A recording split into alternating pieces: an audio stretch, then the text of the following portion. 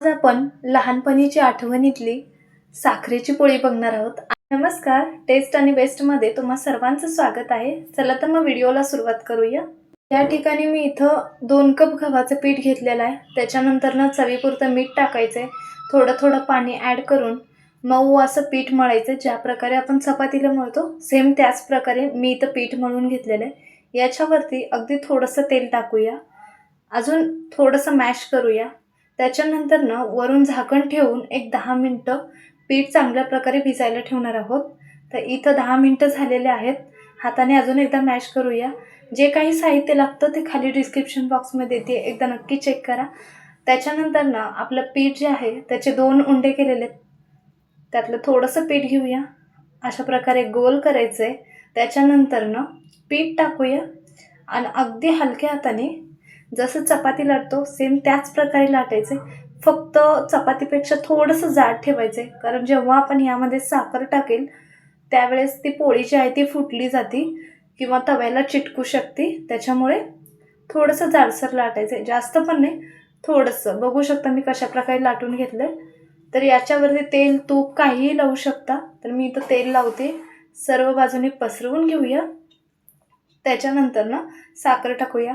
हा व्हिडिओ बघितल्यानंतर ना लहानपणी कोण कोण ही रेसिपी खाल्लेली आहे किंवा आत्ता पण ट्राय करतात ते कमेंट्स बॉक्समध्ये नक्की सांगा। त्याच्यानंतर ना याच्यावरती पण साखर अशा प्रकारे पॅक करायचे, जेणेकरून साखर बाहेर येणार नाही आहे आणि छान असे पदर सुटतील। तर वरून पण साखर टाकूया आणि याला परत एकदा फोल्ड करूया। साईडच्या बाजूने ना पूर्ण पॅक करायचं आहे, म्हणजे साखर व्यवस्थित आतपर्यंत भरली जाईल। तर हे उचलून घेऊया अशा प्रकारे। तर थोडंसं हे वाटतंय, तर मी परत एकदा पॅक केलेलं आहे। परत एकदा गव्हाचं पीठ टाकूया। तर यावेळेस लाटताना ना खूप हलक्या हाताने आपल्याला इथं लाटायचं आहे, नाहीतर आपली जी पोळी आहे साखरेची ती फुटू शकते। शक्यतो तर साखरेची पोळी जास्त फुगत नाही आहे आणि फुटण्याची शक्यता जास्त असते। तर मी अशा प्रकारे लाटून घेतली। ठिकाणी मी इथं पॅनचा तवा ठेवला आहे, तुम्हाला हवा असेल तर नॉर्मल चपातीचा तवा ठेवला तरी चालेल। तवा जास्त गरम करायचं नाही, थोडंसं नॉर्मली गरम करायचं आहे। तेल टाकलेलं आहे, एखादा मिनिटभर आपण हे खालच्या साईडने भाजून घेऊया मीडियम गॅस करून। त्याच्यानंतर वरच्या साईडने तूप लावते, तूप सर्व बाजूने पसरवून घेऊया। तर तूप पसरून झाल्यावरती दुसऱ्या बाजूनेही पलटून घेऊन परत एकदा आपण तूप लावणार आहोत।